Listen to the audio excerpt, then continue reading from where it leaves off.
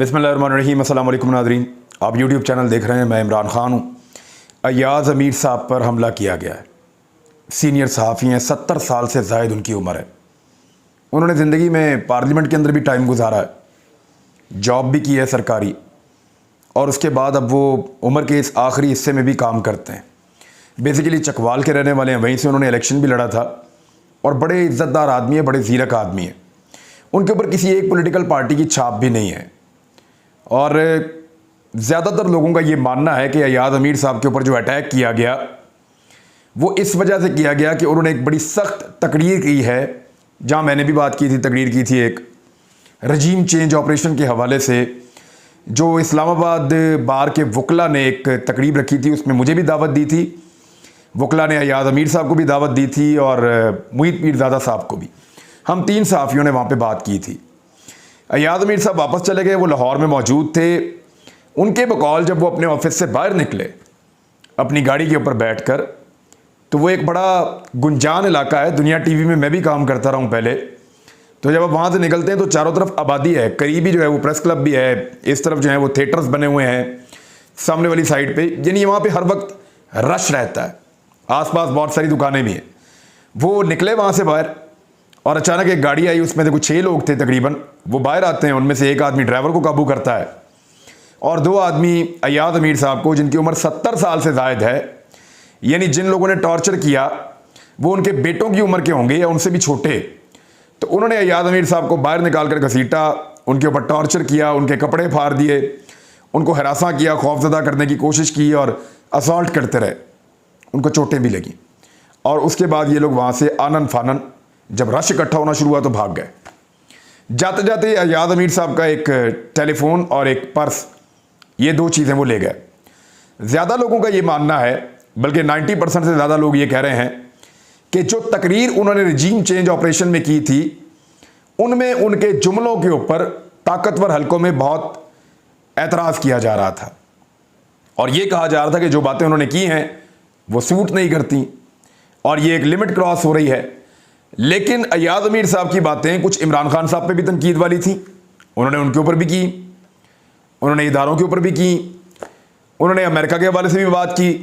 तो बड़ी डिटेल एक लंबी तकरीर है, वो आप जाके सोशल मीडिया पे सुन सकते हैं। लेकिन जिसने भी ये हरकत की है, अगर इस हरकत का ताल्लुक अयाज़ अमीर की उस तकरीर के साथ है तो ये बहुत ही यानी अक्लमंदी वाली हरकत नहीं है। अयाज़ अमीर साहब ने, बुजुर्ग हैं हमारे, बल्कि मैंने उनसे ये कहा कि मैं आपके पास हाजिर होऊंगा किसी दिन चकवाल में, वहाँ आपको आकर मिलूंगा और आपके साथ एक तफसीली गपशप करेंगे। तो उन्होंने मुझे दावत भी दी थी कि बेटा आप ज़रूर आइएगा। तो अयाज़ अमीर साहब ने जिस वक्त ये तकरीर की तो मेरे ख्याल में मैक्सिमम 20% लोगों ने, 10% लोगों ने सुनी होगी या उसको देखा होगा। लेकिन अब जब ये वाक़या हुआ है और वो लगातार सोशल मीडिया पे पूरे पाकिस्तान में और रीजन में टॉप ट्रेंड के ऊपर हैं और ये वीडियोज़ और तस्वीर जो उनको मार पड़ी है इस हवाले से, ये सबका मुंह चढ़ा रही हैं, तो इस वक्त हर बंदा वो निकाल कर सुन रहा है कि अयाज़ अमीर साहब ने कहा क्या था।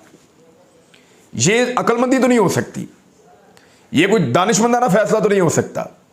और ऐसे फैसले करके आप ना सहाफ़ियों को डरा सकते हैं, ना उन्हें आप धमका सकते हैं।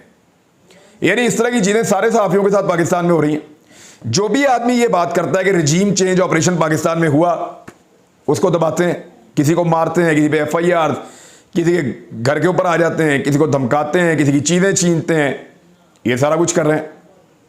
जो बंदा बात करता है कि जनाब पाकिस्तान के अंदर एक साजिश के तहत हुकूमत को तब्दील किया गया है और एक जाली इंपोर्टेड हुकूमत लाकर बिठाई गई है, उनके साथ ये इंतकामी कार्रवाइयाँ शुरू हो जाती हैं।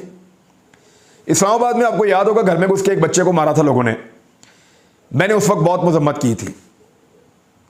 वो लड़का सहाफ़ी है और उसको मारा लोगों ने घर के अंदर घुस के। मैंने उसकी मजम्मत की और मैंने ये कहा था कि यहाँ CCTV फुटेजेस भी होंगी और ये क्योंकि पाकिस्तान के इदारों पे इल्ज़ाम लगा रहे हैं, तो अब ये इदारों की रिस्पॉन्सिबिलिटी है कि वो जल्द अज जल्द मारने वालों को पकड़ें, पकड़ने के बाद अपने ऊपर से ये इल्ज़ाम उतरवा दें। अगर इदारे इस्लामाबाद के अंदर किसी को फैंटी लगे और वो बंदे नहीं पकड़ सके जिन्होंने फैंटी लगाई है, हालांकि जगह जगह कैमरा लगे हुए हैं, तो फिर इदारों को खुद ही तस्लीम कर लेना चाहिए कि हमने मारा है। मैंने ये उस वक्त मौक़िफ़ रखा था। अब सार आलम को जब गोली लगी तो उस वक्त मैंने इसकी ना सिर्फ मजम्मत की, बल्कि मैंने ये कहा था कि जिसने अबसार आलम को गोली मारी, ये इस्लामाबाद का पोश इलाका है। यहां ये मुमकिन ही नहीं है कि बाहर से आके आदमी गोली मारे और निकल के चला भी जाए। और इदारों के लिए बहुत आसान होना चाहिए। दुनिया की बेहतरीन एजेंसियां इस्लामाबाद में मौजूद हैं। अबसार आलम को गोली मारने वाला बंदा अगर ना पकड़ा गया तो फिर अगर इदारों के ऊपर इल्जाम लग रहा है तो उनको खुद ही अपने ऊपर ये इल्जाम ले लेना चाहिए, इसलिए कि वो नाकाम रहे एक छोटा सा केस पकड़ने में। तो ये मौक़िफ़ मैंने उस वक्त भी लिया था, यही मौक़िफ़ मैं आज भी लेता हूं। देखें, पाकिस्तान की बहुत सारी जिम्मेदारियां, हमारे तहफ़्फ़ुज़ की जिम्मेदारी के लिए हम पाकिस्तान के कौमी सलामती इदारों को देखते हैं। हम फौज की तरफ देखते हैं, पुलिस की तरफ देखते हैं, FIA की तरफ देखते हैं, अदालतों की तरफ देखते हैं। हुकूमतों से तो हमें उम्मीद ही कोई नहीं रहती है हमेशा, ख़ास तौर पे सहाफ़ियों को, या अपनी सहाफ़ती तंजीमों की तरफ देखते हैं। तो मेरे ख्याल में IG पंजाब की, जनरल कमर जावेद बाजवा साहब की, या हमारी जो हसास इदारे हैं उनकी अब ये जिम्मेदारी है कि जिन लोगों ने, मैं फिर वही बात दोहरा रहा हूँ, जिन लोगों ने अयाज अमीर साहब को मारा है, उनके ऊपर अटैक किया है, उनको गिरफ्तार करके कानून के मुताबिक सजा दें और हमारे सामने लेकर आएं। और अगर वो नहीं लेकर आते तो फिर लोग जो इल्ज़ाम लगा रहे हैं ये समझा जाएगा कि वो इल्ज़ाम ठीक है। मैं वही बात आज भी कर रहा हूं जो बात मैंने वो बच्चे को, जब इस्लामाबाद में मार पड़ी लड़के को, मैंने तब वो बात की। मैंने जब अबसार आलम साहब को गोली लगी मैंने तब भी वही बात की। मैं आज भी वही बात कर रहा हूं। इस तरह आप सहाफ़ियों की आवाज़ें बंद नहीं कर सकते, इस तरह आप उनको दीवार के साथ नहीं लगा सकते। ऐसे वो आपकी बात नहीं मानेंगे, वो अपने मौक़िफ़ पे डटे रहेंगे और वो ये कहते रहेंगे कि पाकिस्तान में रिजीम चेंज ऑपरेशन हुआ है, हम एक ऐसी हुकूमत को तस्लीम नहीं करेंगे जो बैरूनी आका के इशारे के बाद एक साजिश के तहत यहां पे बनाई गई है। ये हक पाकिस्तान के लोगों का है कि पाकिस्तान के लोग अपने लिए हुकूमत को मुंतखब करें। ये हक किसी बैरून मुल्क बैठे हुए आका का या पाकिस्तान के अंदर बैठे हुए ताकतवर लोगों का ये हक नहीं हो सकता कि वो फैसला करेंगे यहां पे किसका रजीम होगा और किस तरह का रजीम होगा। अब जो रजीम इस वक्त है पाकिस्तान में, इतनी FIR सहाफ़ियों पर कभी नहीं हुई जो ये नवाज शरीफ साहब के, शहबाज शरीफ साहब के दौर के अंदर हो रही हैं, बल्कि सारी पॉलिटिकल पार्टीज के दौर के अंदर हो रही हैं और सारे इस गुनाह के अंदर शामिल हैं। कल वो तमाम सहाफ़ी जो पिछले दौर के अंदर अबसार आलम के मामले पे, उस बच्चे के मामले पे या मतीउल्लाह जान के मामले के ऊपर बहुत ज़मीन आसमान के कलाबे में ला रहे थे, बहुत शोर मचा रहे थे, 150, 200 ट्वीट उन्होंने कर दिए थे, वो टूटे मुंह से मजम्मत नहीं कर पा रहे। क्यों? उल्टा ये कह रहे हैं कि अयाज अमीर को उनको लगता है कि मारा है पाकिस्तान तहरीक इंसाफ के लोगों ने, वो इसलिए कि वो इमरान खान पे भी तनकीद कर रहे थे तो इन्होंने जाके बदला ले लिया। तो बात यह है कि इमरान खान पे तो बहुत सारे सहाफ़ी तनकीद करते हैं, अहमद मीर करते हैं, सलीम साफ़ी करते हैं, आसमा शरादी करती हैं और 1-2 दर्जन हैं, ये सारे तनकीद करते हैं और बिला जवाब भी करते हैं। उनकी एहलिया के ऊपर गंदे इल्ज़ामात भी लगाते हैं कि जनाब जादू करती हैं, टूने करती हैं, ये वो, और बड़े घटिया इल्ज़ामात लगाते हैं उनकी एहलिया के ऊपर। लेकिन इमरान खान ने वज़ीर आज़म होते हुए इनमें से किसी एक को फैंटी नहीं लगाई, तो अब इमरान खान फैंटी लगवाएंगे अयाज अमीर को। तो ये मंजन बेच रहे हैं, शायद ये चाहते हैं तवज्जो डाइवर्ट हो। तो अगर इमरान खान ने ये फैंटी लगवाई है या ये बार पड़वाई है अयाज अमीर साहब को, तो इसका मतलब है कि हमारे ऊपर FIR भी इमरान खान करवा रहा है। हुकूमत तो शहबाज शरीफ की है, वहां पे हमजा शहबाज की है, और डोरियां कोई और हिला रहा है इस हुकूमत की, हैंडल कोई और कर रहा है, जैसे कि इमरान खान साहब कहते हैं इनके हैंडलर्स हैं। तो ऐसी सूरत हाल में पाकिस्तान में सहाफत बहुत खतरे में है और आलमी तंजीमों को भी और पाकिस्तान के अंदर जो सहाफती तंजीमें हैं उनको फौरी तौर पे इसके ऊपर एक्शन लेना पड़ेगा, वरना हम तो अपना काम कर रहे हैं और करते रहेंगे और ऐसे ही करते रहेंगे, क्योंकि इस तरह तो कोई नहीं रुकता भाई। ये अब 21वीं सदी है, ये ऐसा तो नहीं है कि आप 80s में 90s में जिंदा हैं। ये 21वीं सदी है, सोशल मीडिया का दौर है, हर आदमी जर्नलिस्ट बना हुआ है, नहीं रुकेगा ऐसे। दूसरा जो मखसूस नशिस्तों का मामला था, ये पाकिस्तान तहरीक इंसाफ के लिए एक बहुत अच्छी खबर है, वो रिजॉल्व हो गए। 5 मखसूस नशिस्तों का नोटिफिकेशन बकौल मैं देख रहा था, जो पाकिस्तान तहरीक इंसाफ के और काफ लीग के वकील थे उन्होंने ये जारी कर दिया है और उन्होंने ये कहा कि 5 मखसूस नशिस्तें पाकिस्तान तहरीक इंसाफ को मिल गई हैं। तो अब पाकिस्तान तहरीक इंसाफ की तादाद है 173 और नून लीग की तादाद है 177। ये मैं आपको 22 तारीख के लिए बता रहा हूं। नून लीग को 9 सीटें हर हाल में जीतनी है, तो तब वो हो जाएंगे 186। और पाकिस्तान तहरीक इंसाफ को 13 सीटें हर हाल में जीतनी हैं, और अगर वो 13 जीत जाते हैं तो वो हो जाएंगे 186। तो सिचुएशन क्या है ग्राउंड पे? सिचुएशन ये है कि पीएमएलएन के लिए 2 सीटें जीतना भी मुश्किल है। बेड़ा ही गर्क हो गया उनकी सियासत का। लोड शेडिंग, महंगाई, गैस की कीमतों में इजाफा, महंगाई 32% को क्रॉस कर चुकी है। पाकिस्तान में तारीखी महंगाई इस वक्त चल रही है। इमरान खान की 11% की 12% की महंगाई के ऊपर जमीन आसमान के कलाबे मिलाने वाला मीडिया 32% से ज्यादा की महंगाई के ऊपर बात नहीं कर रहा। इमरान खान के दौर में पेट्रोल की 5 रुपए कीमत पर वावेला करने वाला, मातम करने वाला मीडिया 100 रुपए पेट्रोल की कीमत बढ़ने के ऊपर बात नहीं कर रहा। डीजल की कीमत जो है वो 130 रुपए के करीब बढ़ चुकी है, इससे भी ज्यादा, लेकिन मीडिया उसके ऊपर बात नहीं कर रहा। अब मीडिया चाहे बात करे ना करे, लेकिन ग्राउंड के ऊपर उसका इंपैक्ट बड़ा खौफनाक है। कई माइक लेकर चले जाएं, 80% लोग कह रहे हैं कि जनाब हम, और मैं लाहौर में आपको ये करके दिखाऊंगा थोड़े दिनों तक, 80% लोग ये कह रहे हैं कि जनाब हमने तो वोट डालना ही इनके खिलाफ है, जो मौजूदा हुकूमत है। हम किसी सूरत मौजूदा हुकूमत के लोटों को वोट नहीं डालेंगे। इनको वोट डालेंगे तो इसी तरह ही हमें पीस के रख देंगे। हमें वो पुराना वाला दौर ही बहुत अच्छा था इमरान खान का, वो नया पाकिस्तान ही ठीक था। इन्होंने हमें पुराने पाकिस्तान में लेकर आना था, जो पुराना पाकिस्तान इतना पुराना होगा कि हाथ वाले पंखे निकल आएंगे, लालटेनें निकल आएंगी, लोग साइकिलों पे चढ़ जाएंगे वापस। इतने पुराने पाकिस्तान में नहीं लेकर जाना था, जब बिलावल ने कहा था वेलकम टू पुराना पाकिस्तान। तो बहरहाल ये जो ज़िमनी इलेक्शन है वो तो इनके हाथ से निकल रहा है, और मखसूस नशस्तों का जो मामला है वो अब पाकिस्तान तहरीक इंसाफ के हक में आ गया है। और याद रखिएगा 2 आज़ाद अरकान, वो परवेज़ इलाही साहब से मेरी इतला के मुताबिक कांटेक्ट में है, और वो परवेज़ इलाही साहब के साथ जुड़ सकते हैं फैसला कुन मरहले में। तो इस सूरत में नून लीग को फिर 9 नहीं, उनको कम से कम भी इस सूरत में 11 या 12 सीटें जीतनी पड़ेंगी। 2 सीटें जीतना मुश्किल हो रहा है उनके लिए। तो इतनी सारी सीटें कैसे जीतेंगे? ये बड़े अहम सवालात हैं, और इनका जवाब तो पीएमएलएन के पास भी नहीं है। महर शराफत के हवाले से मैं आपको खबर दूं, उसने मुझे एक पैगाम भिजवाया, जिस तरीके से भिजवाया वो तो मैं आपको नहीं बता सकता। जब वो बाहर आएगा तो आपको बताऊंगा उसने मुझे कैसे पैगाम भिजवाया, और मैं उसकी जहानत पे हैरान हो गया हूँ। शराफत मेरे छोटे भाई का दोस्त है, लेकिन बहुत ज़हीन आदमी है, और बड़ा अच्छा बिजनेसमैन भी है। उसने मुझे पैगाम भिजवाया है कि मुझे पुलिस ने बहुत दबाव डाला मेरे ऊपर, आपके और आपकी फैमिली के बारे में बहुत से सवालात पूछे हैं।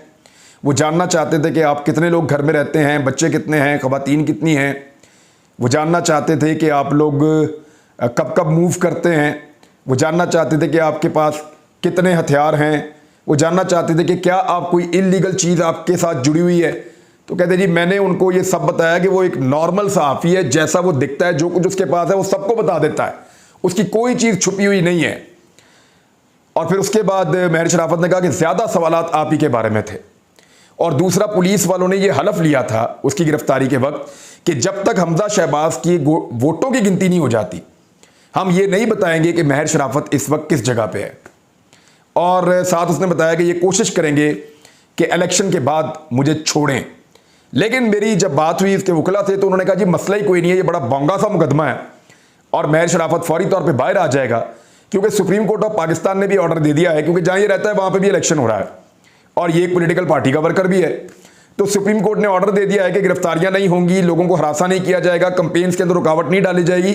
तो ये ऑटोमेटिकली तौहीन लग जाएगी अगर इसको गिरफ्तार रखेंगे तो इसको छोड़ना पड़ जाएगा। वकला ने मुझे यकीन दिलाया, मुझे उम्मीद है कि कल जमानत हो जाएगी, नहीं तो परसों जमानत हो जाएगी।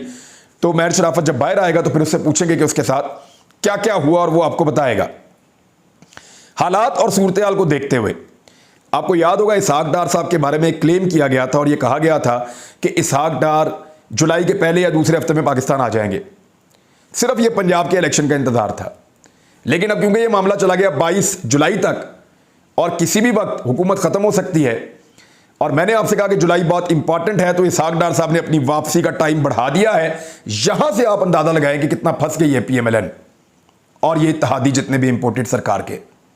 इसहाक डार ने अपनी वापसी का टाइम बढ़ा दिया, और अब कह रहे हैं जी मैं जुलाई के आखिरी हफ्ते में आऊंगा ताकि चीजें सेटल हो जाएं। और अगर जुलाई के आखिरी हफ्ते में चीजें सेटल हो गई तो डॉक्टर इसहाक डार साहब को पाकिस्तान आने की इजाजत दे देंगे, और अगर ना सेटल हुई तो डॉक्टर इसहाक डार साहब को पाकिस्तान वापस आने की इजाजत पहले की तरह नहीं देंगे। ये मैं आपको अभी बता रहा हूं, आप चेक कर लीजिएगा। इमरान खान साहब के जलसे के हवाले से, क्योंकि आज जलसे का दिन है, बहुत बड़ा दिन है और जुलाई का ये आगाज इमरान साहब का फैसला करेगा, इमरान खान साहब का। और पहला दिन तो उनका बहुत अच्छा गुजरा है जुलाई का। मैंने आपसे कहा था कि ये महीना इमरान खान का होगा। जो जुलाई का पहला दिन है उसमें इमरान खान साहब जो है वो इत्तफाकिया तौर पर अचानक सरप्राइजिंगली उन्होंने विजिट किया जलसा गाह का परेड ग्राउंड में। इससे पहले एक मुराद सईद और बाकी लोगों ने एक रैली भी निकाली और ऐसा लग रहा था कि एक जलसा चल रहा है, जुलूस बहुत बड़ा, लोग रिस्पॉन्ड कर रहे हैं रावलपिंडी और इस्लामाबाद में इमरान खान को। अब परेड ग्राउंड के अंदर जो जलसा होने जा रहा है, इमरान खान साहब वहां पहुंचे तो ऐसा लग रहा था कि जलसा ही हो रहा है। वो विजुअल्स मैंने देखे तो मैं अचानक एकदम मुझे झटका लगा।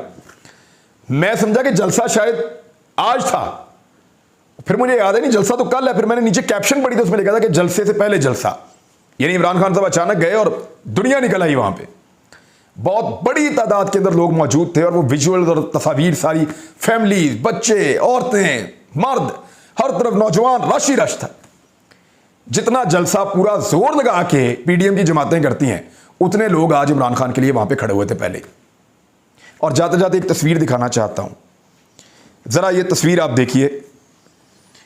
इस तस्वीर में आपको वो हुकूमत के नुमाइंदगान नजर आ रहे हैं जो लोगों को कहती है कि आप लोग ज़रा थोड़ी एहतियात करें और अपना खर्च कम करें और चीज़ों को कम इस्तेमाल करें। ऑस्टेरिटी ड्राइव, बिजली बचाएं, चीनी बचाएं, चाय बचाएं, घी बचाएं, ये सारी चीज़ें जो लोग आपको कहते हैं, उनके वहाँ पे एक फातह ख्वानी हो रही है। बिलावल भुट्टो जरदारी साहब वज़ीर ख़ारजा इसी हुकूमत का हिस्सा हैं और चंद लोग दुआ के लिए मखसूस बुलाए गए हैं जो बैठ के दुआ करवा रहे हैं। बिलावल भुट्टो जरदारी साहब की कंफर्ट के लिए उस एक मखसूस छोटी जगह में 7 एसीज लगाए गए हैं जो तस्वीर में सिर्फ नजर आ रहे हैं। ये देख लें आप, सिर्फ तस्वीर में नजर आने वाले एसीज की तादाद, एयर कंडीशन की तादाद 7 है। 7 जोड़ के लगाए हुए हैं और बाकी कितने होंगे मुझे नहीं पता। ये लोगों को कहते हैं कि बचत करो और खुद देखें ये किस तरह की जिंदगी गुजारते हैं। ये तस्वीर आपको बता रही है कि हम इनके खानदानी गुलाम हैं। अब इस गुलामी से पहले निजात हासिल करें, फिर बैरूनी दुनिया की गुलामी से भी निजात हासिल कर लेंगे आप। अब तक के लिए इतने ही। अपना ख्याल रखिए, अपने इस चैनल का भी। अल्लाह हाफिज़।